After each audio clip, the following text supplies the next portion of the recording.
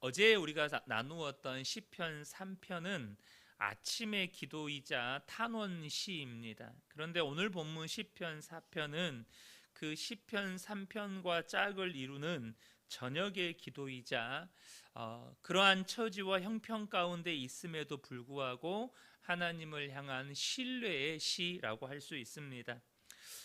다윗은 자신을 비방하고 하나님의 선하심을 조롱하는 회의주의자들을 향해서 참된 기쁨과 평안은 세상의 물질적인 풍요가 아니라 하나님의 얼굴과 빛이라고 표현된 이 그분의 임재를 구하고 또 그분을 온전히 신뢰하는 데 있음을 선포하고 있는 것입니다.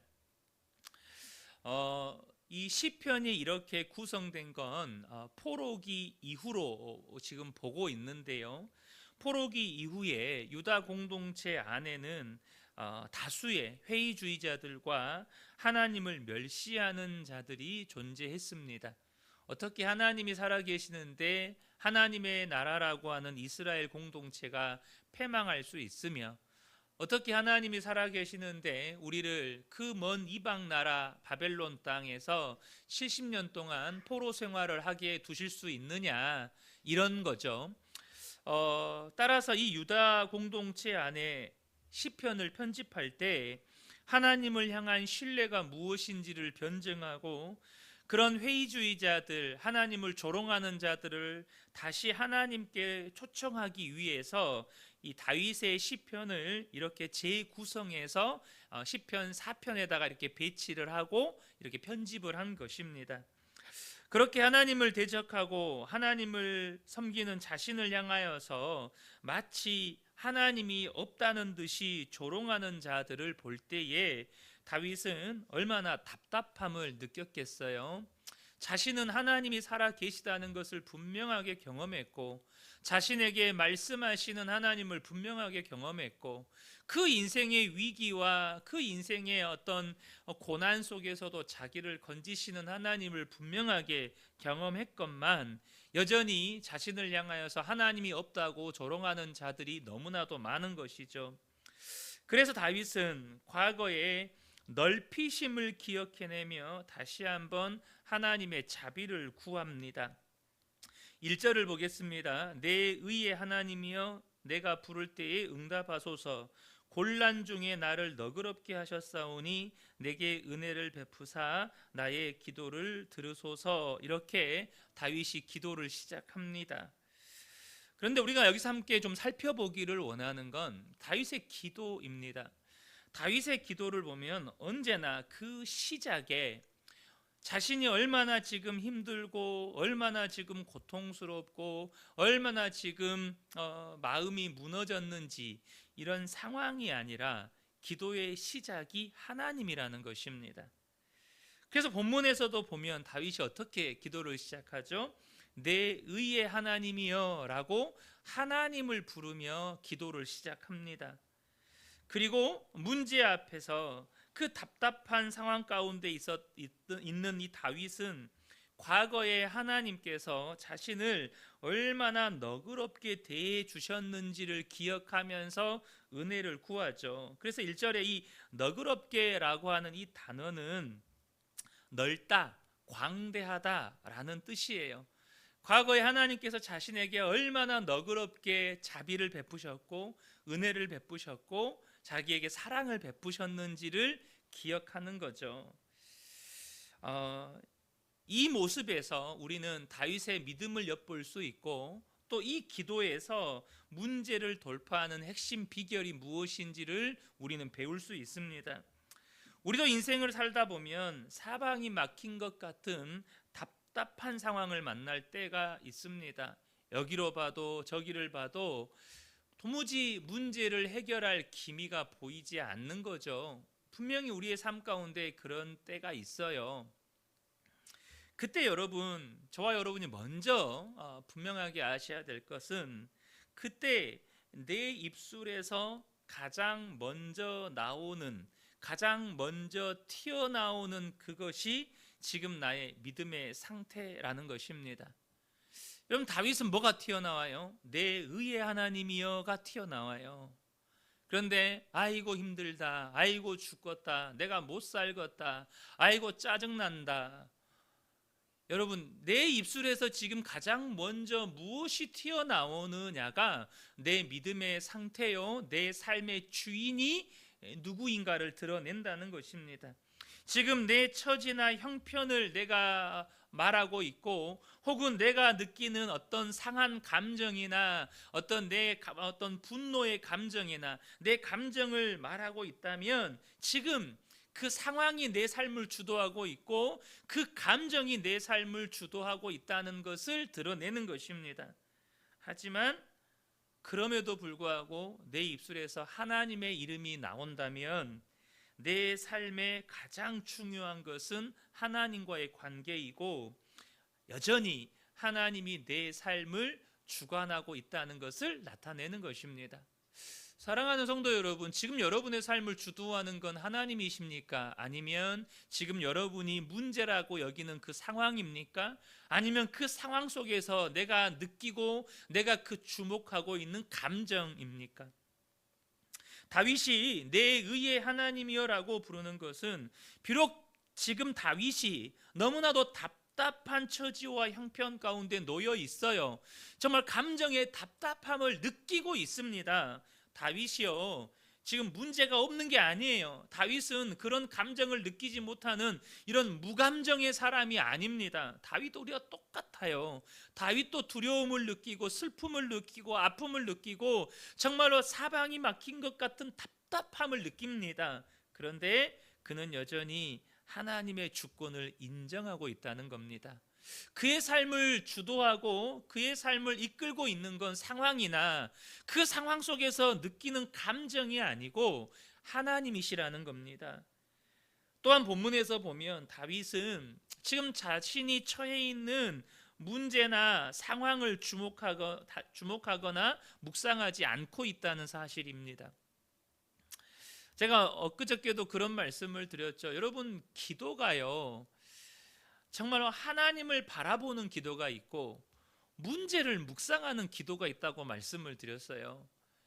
그래서 내가 정말로 하나님을 바라보는 기도를 드렸다면, 기도 후에 내 마음 안에 맺어지는 열매가 평안입니다.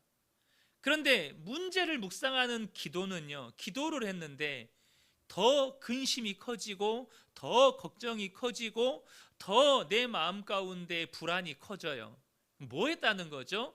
기도하면서 계속해서 문제를 묵상했다는 뜻이 됩니다. 그런데 다윗이 지금 답답한 상황 가운데 놓여 있어요. 그러면서 기도를 합니다. 그런데 기도하면서 다윗이 무엇을 떠올리는지를 보셔야 돼요. 다시 말하면 기도 중에 그 답답한 상황 가운데에서 다윗이 뭘 묵상하고 있는지를 보셔야 된다는 겁니다. 다윗이 뭘 묵상하고 있죠? 과거에 하나님께서 나를 얼마나 너그럽게 대해 주셨는지, 하나님께서 과거에 내 삶에 무슨 일을 행하셨는지를 묵상하고 있다는 것입니다. 과거에도 답답한 상황은 있었어요. 과거에도 정말로 다윗이 죽을 것만 같은 상황들이 있었어요. 그런데 그때 하나님이 내 삶에 무슨 일을 행하셨는가, 내게 어떤 은혜를 베푸셨는가를 묵상하고 있다는 겁니다. 과거에 막혔던 길이 열렸던 순간들, 하나님의 응답이 비록 늦었지만 내가 무너지지 않도록 붙잡아 주셨던 그 시간들, 그래서 그때 넓히셨다라는 사실이 답답하고 숨막히는 지금의 이 상황에서 나의 숨통을 여는 거예요. 하나님이 내게 어떤 은혜를 베푸셨는가, 하나님이 내게 무슨 일을 행하셨는가가 지금 답답한 나의 숨통을, 정말로 내 숨통을 조이는 것 같은 그 상황 속에서 나로 숨쉬게 만든다는 것입니다. 지금 내 삶은 분명히 사방이 막혀 있는 것 같고 숨 막히도록 좁은 것 같아요. 그러나 결코 끝이 아니라는 것입니다. 사랑하는 성도 여러분, 꼭 기억하시기를 바랍니다. 문제나 고난에 집중하게 되면 안 그래도 답답한 숨통을 더 조이고 안 그래도 좁은 시야를 더 어둡게 만듭니다. 여러분, 이거 아셔야 돼요. 마치 이것과 같아요. 여러분, 우리가 가끔씩 산에 오를 때 있잖아요. 특별히 정말로 경치가 아름다운 멋진 산에 올라가면 정말 그 산의 그 경관에 감탄하면서 와, 아름답다, 우리 그러잖아요. 그런데 산 속에 들어가 보면 뭐 여기에는 이렇게 흙이 무너져 있는 데도 있고, 바위가 뭐 깨져 가지고 무너져 있는 데도 있고, 어떤 뭐 태풍이나 이런 자연 현상 때문에 나무가 막 부러져 가지고 여기저기 막 널브러져 있는 모습들도 보게 됩니다. 가까이서 가보면 그 아름다워 보이던 자연도요, 때로는 얼굴이 찡그러질 만큼 흉물스러운 모습도 보여요. 그러면 우리는 어때요? 그것만 보고 있으면 이 산 왜 이렇지? 보기 안 좋다. 여러분, 이럴 수 있잖아요. 우리가 어느 한 곳에만 집중하면 그 전체가 가져다 주는 아름다움과 경이로움을 잃어버릴 수 있어요. 마찬가지입니다. 우리가 문제에 집중하잖아요. 안 그래도 답답한 내 가슴이 더욱더 숨통이 막혀오고, 우리가 고난에 집중하고 있으면 안 그래도 좁았던 시야가 더 어두워지게 돼요. 그러나 하나님의 너그러움과 내 의의 하나님, 곧 하나님의 의는 내 숨통을 틔워주고 내 시야를 넓혀줍니다. 그러므로 사랑하는 성도 여러분, 문제 앞에 어떤 답답한 상황 가운데 있을 때 그 문제나 답답한 감정을 붙잡지 말고 내 의의 하나님을 붙잡게 되시기를 축복합니다. 3절에서 다윗이 이런 고백을 해요. 여호와께서 자기를 위하여 경건한 자를 택하신 줄 너희가 알지어다. 내가 그를 부를 때에 여호와께서 들으시리로다. 이렇게 고백을 합니다. 이 고백은 하나님과 우리의 관계에서 중요한 원리를 보여줍니다. 여러분, 하나님과의 우리의 관계를 보세요. 하나님이 우리를 택하셨습니다. 3절에 하나님이 택하셨다는 거예요. 그러니까 관계의 주도권이 누구에게 있어요? 하나님께 있습니다. 그러므로 우리가 부르짖어 기도할 때에 응답하심도 하나님의 때에 하나님의 손에 달려 있다는 것입니다. 사실 우리는 애초에 죄인이기 때문에, 하나님과 원수였기 때문에 기도의 자격마저 없었어요. 그런 우리를 전적으로 사랑하셔서 십자가의 은혜로 자녀 삼아 주셨기 때문에 우리에게 기도할 자격이 주어진 것입니다. 그러므로 여러분, 저와 여러분이 기도에 있어서, 하나님과의 관계에 있어서 알아야 할 중요한 게 있어요. 여러분, 기도는 거래가 아닙니다. 기도는 거래의 조건을 맞추는 게 아니에요. 다시 말하면 하나님께서 이렇게 조건을 갖춰야 내가 응답할 거야, 그런 어떤 거래의 관계를 상정해 놓고 그 하나님의 그 거래의 조건에 어떤 기도라는 걸 맞추는 게 아니에요. 여러분, 기도는요, 이미 시작된 관계로 돌아가는 겁니다. 시작된 관계가 뭐죠? 하나님과 나는 아버지와 자녀의 관계라는 거예요.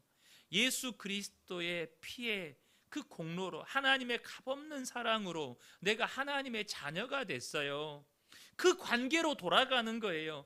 본문의 다윗을 보면 그래서 그 관계를 고스란히 드러냅니다. 여러분, 자녀들 보세요. 어때요? 자기가 힘든 거, 어려운 거, 해결하기 어려운 문제 막 두서없이 다 이야기하잖아요. 엄마에게, 아빠에게 쪼로록 가가지고 아빠 제가 이랬어요, 뭐 서론 본론 결론 이야기합니까? 그냥 힘든 감정 혹은 그때 있었던 일 막 두서없이 토로하죠. 정리되지 않는 말들, 그리고 날것의 감정 그대로 쏟아냅니다. 2절에 보면 인생들아 어느 때까지 나의 영광을 바꾸어 욕되게 하며 헛된 일을 좋아하고 거짓을 구하려는가. 그냥 자신의 감정을 그대로 토해냅니다. 그런데 여러분, 자신의 있는 모습 그대로, 자신의 감정 그대로 하나님 앞에 고백하며 나아갈 때 그를 만나주시는 하나님의 임재 속에서 왜곡된 시선과 감정들이 풀리게 되는 거예요. 그 7절 8절 보면 주께서 내 마음에 두신 기쁨은 그들의 곡식과 새 포도주가 풍성할 때보다 더하니이다. 내가 평안히 눕고 자기도 하리니 나를 안전하게 살게 하시는 이는 오직 여호와이시니이다. 여러분, 기도는 문제를 해결하는 도구가 아니라 마음의 중심을 다시 세우는 과정입니다. 하나님과 나와의 관계를 다시 세우는 과정이에요. 여호와께서 들으신다는 확신도 내 자격에서 나오는 게 아니에요. 그분의 자비, 변하지 않는 신실하신 성품에서 나오는 겁니다. 하나님의 자비와 변하지 않는 신실하심이 우리의 기도를 떠받치는 토대인 거예요. 그러므로 여러분, 우리가 기도할 때 그냥 자녀로서 하나님 앞에 나아가시기를 축복합니다. 그리고 내가 기도하면 하나님이 무조건 응답해 주시나요? 아니에요. 우리가 기도할 수 있는 이유는 하나님의 자녀이기도 하지만 하나님 그분이 자비하시고 신실하시기 때문입니다.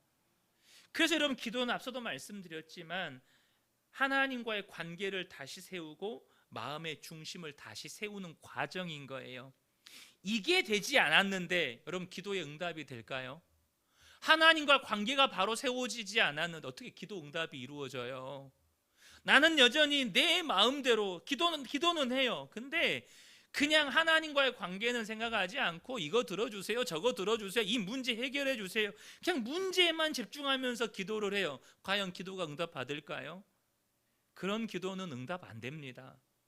하나님과의 관계가 다시 세워지고 마음의 중심이 다시 세워지고 하나님과의 관계가 회복되어질 때에, 그래서 우리의 기도가 내가 주님 안에 거하고 주님이 내 안에 거하시는 기도가 될 때에 무엇이든지 구하는 대로 응답받는 것입니다.